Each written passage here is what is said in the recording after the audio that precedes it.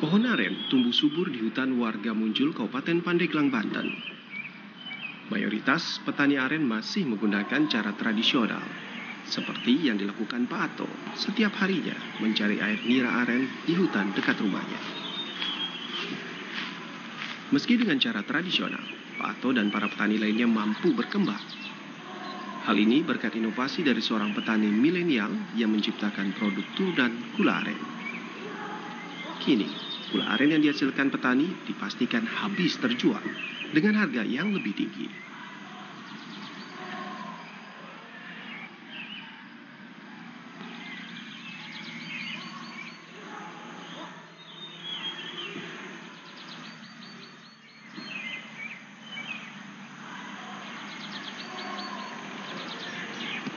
Sobat Tani, sebagian Anda pasti tahu gula aren. Namun tahukah Anda untuk mendapatkan gula aren membutuhkan proses yang cukup panjang? Nah, episode kali ini saya akan mengajak Anda melihat seorang petani milenial dari Pandeglang, Banten yang berhasil meningkatkan nilai jual gula aren dan mampu meningkatkan kesejahteraan para petani di sekitarnya.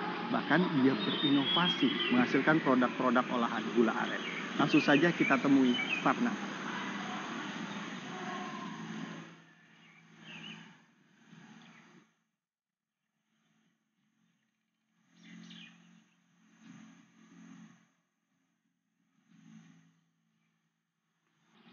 Punten Pak, saya pengen nanya, Kang Sarnata katanya lagi panen nila aren. Lokasi kebunnya di mana ya Pak? Oh, sebelah sana.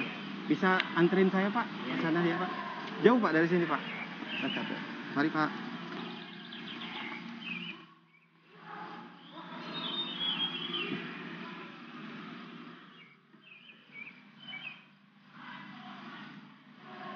Oh, itu sepertinya ya Pak ya? Lokasinya ya Pak ya? Ayo dua lodongnya Pak. Itu dua lodongnya kameranya. Assalamualaikum. Hanya lodong yang itu membesar. Waalaikumsalam. Oh, Kang Sarnata.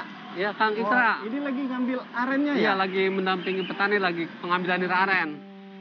Oh, ini petaninya lagi manjat. Ini lagi pengambilan nira aren. Ini satu pohon ini ada dua penampungan aren. Dua penampungan. Iya.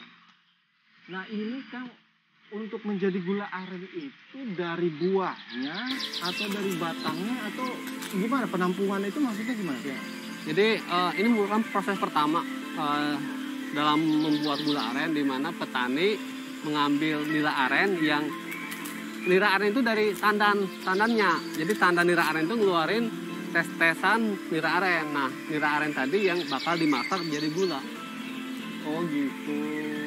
Dan ini setiap hari diambil ya Kang? Setiap hari, pagi, kalau pagi itu pagi jam 8 diambil, nanti sore diambil lagi, sore jam 5. Sehari itu 2 kali, Sehari pagi 2 kali. dan sore. Nah, dalam satu pohon ini dalam sehari bisa menghasilkan sampai berapa liter Kang? Sehari itu dalam satu pohon itu bisa menghasilkan 14 liter. 14 liter itu bisa kalau nanti dimasak kan, setelah dimasak bisa jadi 2 kilo. Wah, penyusutannya iya, jauh banget ya, jauh, dari karena 4, dari 12 air, kemudian dimasak selama 4-5 jam, kemudian jadi gula aren yang 2 kilo dari 14 liter tadi. Nah, ini tuh berarti sebenarnya ini kebun hutan begitu ya Kang? Iya. Bukan kebun memang khusus pohon aren ya? Iya, ini kebun alami ya, di mana pohon aren ini tumbuh secara alami, secara liar. Petani itu tinggal merawat aja. Jadi si pohon yang sekarang diambil nira arennya ini dia tumbuh sendiri. Tinggal yang tumbuh dari kecil itu petani rawat, petani jaga pada saat si pohonnya sudah besar, itu tinggal dipanen. Oh, berarti apakah bisa dibudidayakan Kang kalau di lokasi seperti ini? Bisa. Ya. Kita juga pernah melakukan budidaya untuk penambahan luasan hamparan. Jadi pada saat ada luasan baru, kita upayakan proses pembibitan pohon aren tersebut. Oh gitu. Nah ini sudah ada yang bisa dipanen Kang? Ya sekarang lagi proses panen, mungkin sebentar lagi petani Bapaknya itu disuruh turunin Kang. Bentar lagi Saya turun. pengen lihat. Nah ini berarti petani benar-benar petani tradisional ya Kang ya? Dan memang Kang Sarnata bina untuk bisa menghasilkan gula aren dan nilai tambah dari gula aren itu ya. Betul, yang selama ini kita lakukan ya, adalah peningkatan kualitas dan peningkatan value, peningkatan nilai tambah dari produk aren tersebut. Jadi dengan penampingan ini harapannya produktivitas petani arennya itu semakin banyak, produksinya semakin besar, kemudian juga harganya itu juga lebih pasti dan lebih lebih diterima oleh petani, lebih layak secara harga gitu. Itu yang kita lakukan, perbaikan kualitas si produk gula arennya, kemudian juga memastikan harga yang layak untuk petani. Nah ini ada berapa petani Kang di bawah binaan Kang Sarnata? Artinya yang hasil dari aren itu Kang Sarnata terima dari berapa petani sih di petani binaan kami muncul di sini sebutnya ya? Total ini kecamatan Munjul, kemudian total dampingan kami itu ada 178 petani. Wow, dari petani itu total hamparan 60 hektar. Nah dari bahan baku yang dihasilkan petani itu yang nantinya akan kami terima dan akan kami proses sesuai dengan permintaan pasar. Oh ini sudah turun ya Kang ya? Ya ini mulai menurunkan nira aren. Coba ini berarti masih dalam bentuk cairan nira ya? Iya betul. Cairan nira. Oke. Nah ini juga teknologi Pak, baru. Bawa ke sini Pak. Ya. Teknologi baru. Teknologi baru karena si nira aren itu ini kan ukuran Pak, isinya Pak. Maaf, ini kan penampungan ya. Ini penampungan nira aren biasa kita sebutnya lodong. Nah pada saat ukuran yang besar ini kita menggunakan tambang. Jadi ini sobat tani di sini ada air yang disebut air nira ya. Air nira dan setelah dipanen ini nanti akan diolah menjadi gula aren, dimasak sama petaninya juga. Petaninya. Berarti Kang Sarnata terima sudah jadi bentuk gula. Sudah bentuk gula dan dibeli dari para petani sudah bentuk gula dan ini dimasak di rumah masing-masing. Di rumah masing-masing, betul. Berarti ini bisa dibawa ke rumah Pak untuk dimasak ya? Nanti dibawa langsung ke rumah kemudian dilakukan proses pemasakan. Oke, kita lihat proses pemasakannya Pak. Ya. Terima kasih Pak. Oke, kita di rumah petani ya. Iya. Melihat proses pemasakan. Betul. Kita dari sini langsung bisa ke tempat petani untuk melihat proses pemasakan. Oke, mari Kang.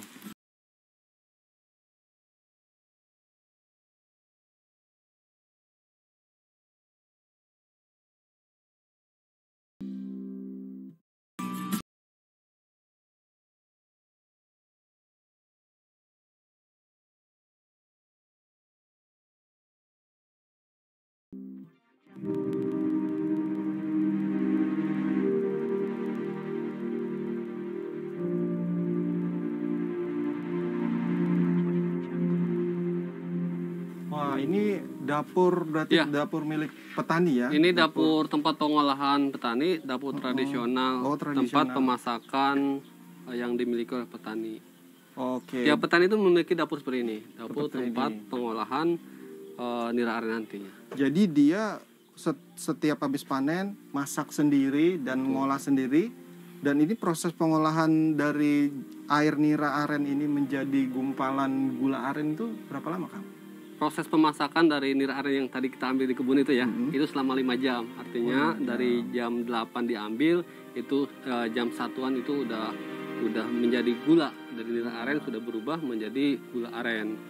Nah, proses 4 sampai 5 jam itu merubah dari nira aren menjadi gumpalan-gumpalan gula yang warnanya coklat kemerahan yang nanti akan diproses ataupun dicetak menjadi gula aren. Nah, seperti bisa kita lihat kan di sini kan ini proses pemasakan nira arennya yang tadi kita ambil di kebun.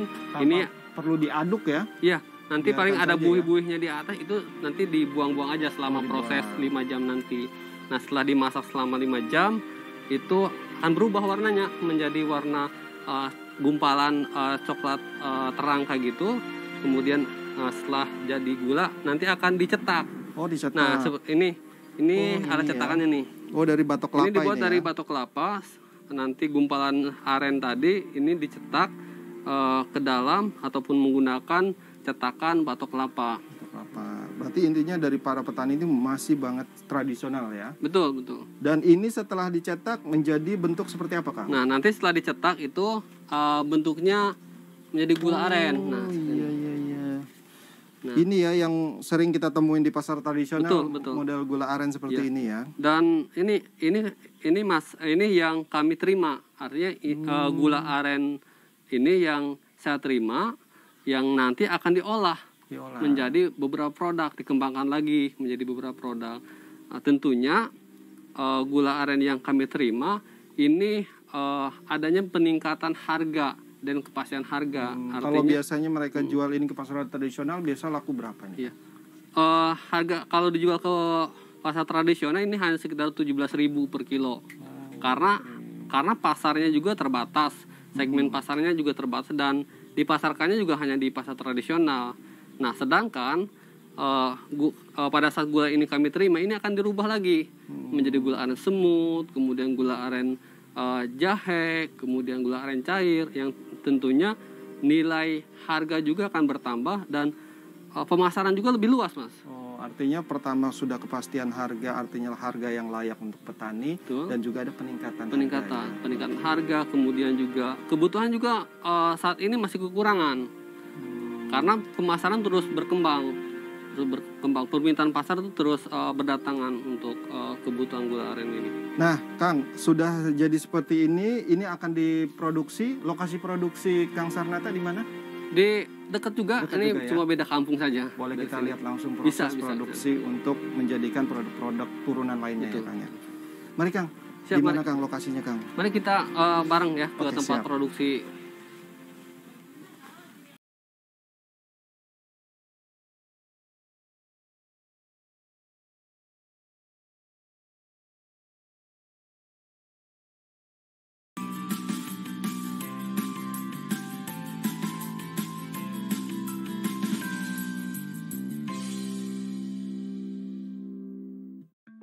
Wah, ini tempat produksinya ya Kang ya?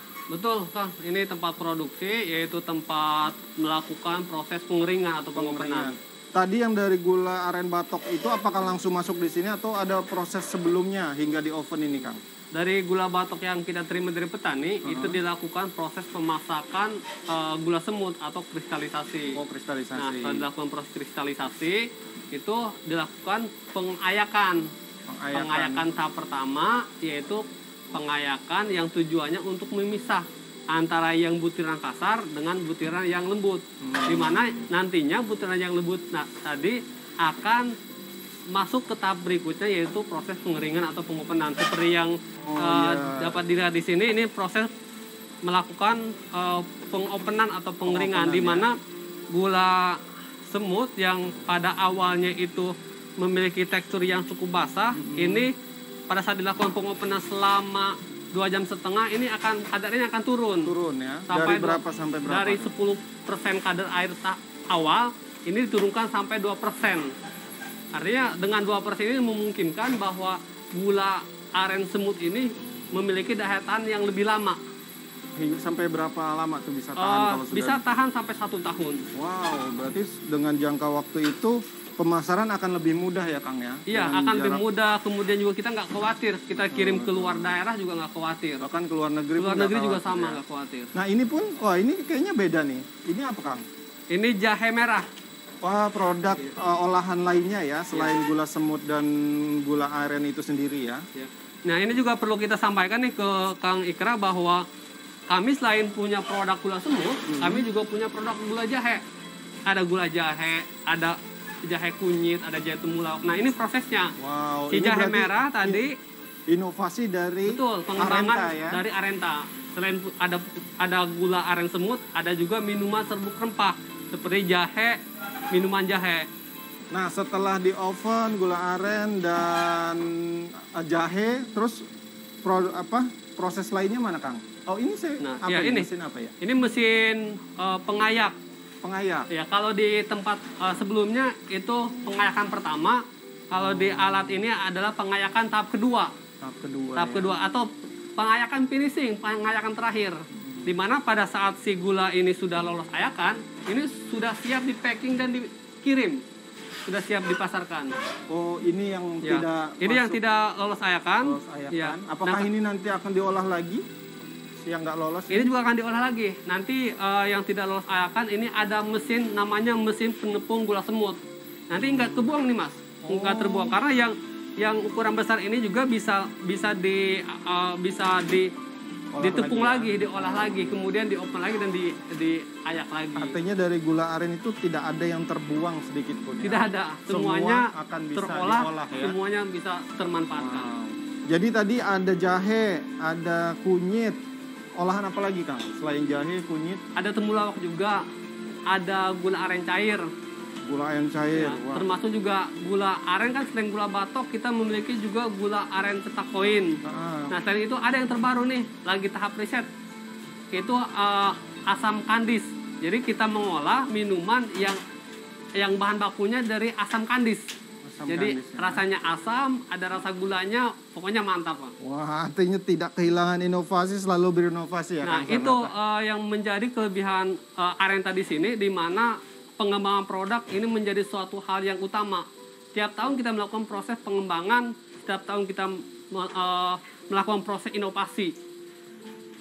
Oke Kang, berarti ini sudah bisa di packing. Ada Betul. bagian packing khusus? Ada, Lokasi? kita punya tempat produksi khusus, punya tempat khusus yang tempat tersebut ada khusus untuk packing dan penyimpanan produk-produk yang siap dipasarkan. Labeling juga ada di sana. Betul ya? di sana Wah, packing. kita labeling. lihat ke sana Kang. Boleh, boleh. Gimana, Kang? Mari Masih di lokasi ini ya? Masih di tempat sini. Mari saya antar. Siap Kang.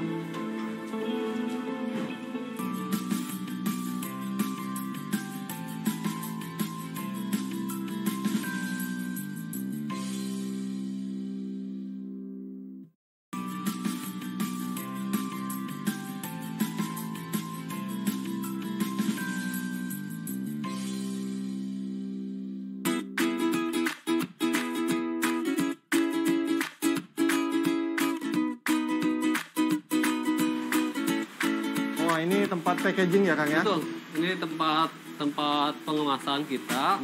Wah, sudah by alat juga ya? Alhamdulillah kan sekarang kita semua tahap proses produksi itu sudah menggunakan alat, bukan hanya tadi ya pada saat pengopenan, pengayakan, kemudian juga perajangan, tapi dalam packaging juga kita sudah menggunakan mekanisasi, sudah menggunakan alat mulai dari expired date kita sudah pakai mesin alatnya, kemudian juga Pengujinya ya, pengujinya. seberapa tahan lama Iya, kemudian produk untuk itu ya? simbol ketahanan bara, kemudian juga untuk ini juga packingnya juga kita sudah menggunakan mesin continuous sealer. Ini merupakan mesin yang cukup standar dalam proses pengemasan produk. Produk utamanya produk pangan ya. Iya. Wah, oh dan ini memang kemasannya juga sudah cukup menarik ya Kang ya. Betul. Wah, oh sudah ada sertifikasi halal juga dari MUI ya. Nah untuk produk Arenta, alhamdulillah tahun ini sudah sangat lengkap lah, mulai dari perizinan dari MUI, kemudian dari kesehatan, kemudian juga uji mutu, uji kandungan, itu semua sudah kita tempuh. Syarat-syarat terkait legalitas untuk pemasaran produk kita. Oke. Nah Kang, dari tadi olahan dan sebenarnya total ada berapa produk olahan sih Kang yang ada di Arenta ini? Saat ini kita sudah memiliki 7 produk. Wah, ada contohnya Kang? Ada. Ini awalnya kita memiliki satu iya, produk, iya. yaitu gula semut. Ini produk pertama kita. Kemudian juga berkembang. Wah, jadi jahe temulawak ya. Ada juga jahe temulawak. Kemudian juga ini juga gula jahe. Ini merupakan best seller produk kita, gula jahe, di mana di musim pandemi ini kebutuhannya sangat tinggi. Permintaannya juga sangat banyak tinggi. ya. Betul. Karena memang khasiat jahe kita udah ketahui bersama Iya, untuk betul. kesehatan Untuk- tubuh begitu ya. Untuk Nah ini juga stamina tubuh. ada yang menarik kayak seperti biasa kita temui di pasar-pasar tradisional ya Kang ya. Ini Iya betul. sebutnya apa? Sebetulnya itu jahe juga, gula jahe, Oh, tapi ada jahenya. versi koinnya. Kan Oke. biasanya kalau yang tadi ya, ini dalam bentuk serbuknya. Mm-mm. Tadi yang apa yang saya katakan, kita selalu menyesuaikan dengan kebutuhan pasar Pasar, ya. kita, konsumen kita, sehingga ada kebutuhan konsumen kita yaitu produk jahe yang versinya versi koin juga. Artinya satu kali seduh 1 butir gitu. takarannya. Ini memudahkan orang juga gitu, memudahkan konsumen. Oh, artinya ini semua tuh sebenarnya targetnya langsung end user ya? End user. End user. Dan ini juga ada yang memang gula cair aren ya? Itu, ini gula cair aren. Pada saat ini kan minuman-minuman yang lagi kekinian ya, kayak boba-boba gitu. Boba, kopi, itu yang digunakan gitu ya? itu gula cair aren gitu. Betul. Nah, Arenta, bagaimana Kang Sarnata menjalankan sistem marketingnya selama ini hingga akhirnya bisa dikatakan sukses untuk bisa memasarkan gula aren ke berbagai penjuru Indonesia, Kang? Ya. Tahap awal kita selalu mempromosikan, mempublikasikan bahwa kami Arenta memiliki produk-produk yang dibutuhkan oleh masyarakat. Melalui apa? Melalui media sosial, kemudian grup-grup WhatsApp, grup-grup pelaku bisnis. Itu awal-awal kita, kemudian berkembang ke marketplace. Nah, ngomong-ngomong Kang, kalau tadi beli dengan petani 1 kilo dengan harga 21.000, dengan menjadi produk olahan ini Akang jual berapa? Untuk satu piece itu kan itu beratnya 250 gram ya. Itu 20.000. 20.000. Iya. Artinya dengan dari 21.000 4 kali lipat mungkin ya. Jadi 4 kali lipat ya. Itulah Sobat Tani, pentingnya sebuah inovasi dan teknologi menjadikan apapun produk olahan menjadi nilai jualnya bisa lebih tinggi ya. Nah, ada nggak di sekitar sini petani atau pelaku usaha yang bekerja sama menjadi reseller, Kang? Nah, di masyarakat sini juga ada. Ada ya? Ada reseller kita yang bisa kita katakan ini reseller unggulan kita lah. Wah, karena boleh dia kita sangat baik dalam hal pemasaran, dalam hal marketing digital. Ini ada, di sini juga ada. Boleh dong Kang kita temui salah satu reseller dari Arenta untuk bagaimana dia bisa mengangkat produk ini lebih besar lagi pemasarannya, Kang. Lokasinya iya, tidak jauh dari sini? Dekat, masih daerah sini, masih dekat. Boleh. Nah, kita bareng-bareng ke sana. Siap, Kang. Silakan, Kang.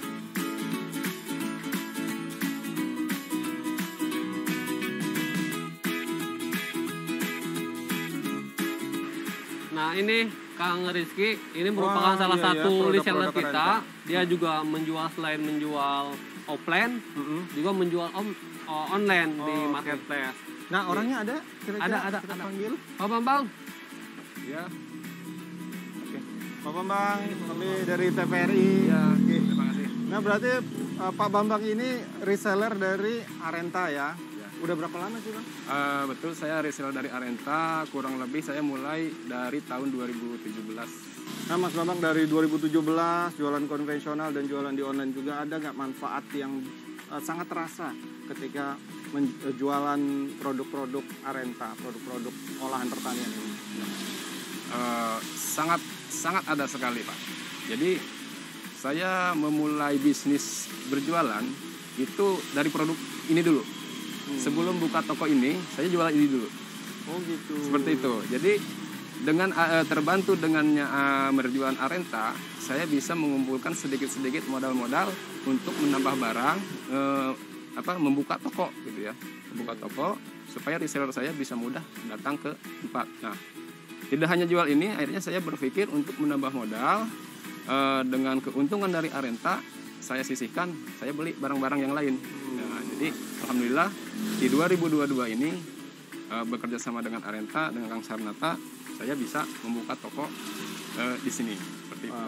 Berarti manfaatnya bukan hanya petani saja ya, untuk masyarakat sekitar, untuk para reseller dan distributor lainnya ya. Nah, Kang Sarnata, kita sudah dari hulu ke hilir kita bahas aren, dan di endingnya nih saya pengen tanya, omset dari Arenta sendiri per bulan itu bisa sampai berapa sih, Kang? Jadi perjalanan penjualan kita ya, omset kita dari tahun ke tahun trennya itu naik.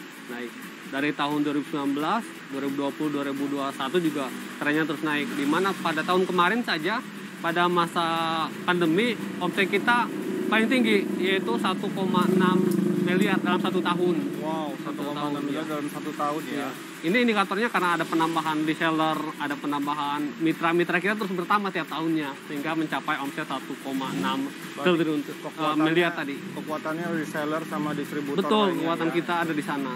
Wah, mantap sekali. Semoga sukses dan rencana itu akan bisa terrealisasi dalam waktu cepat ya. Terima kasih Kang Sarnata. Mas Bambang juga terima kasih.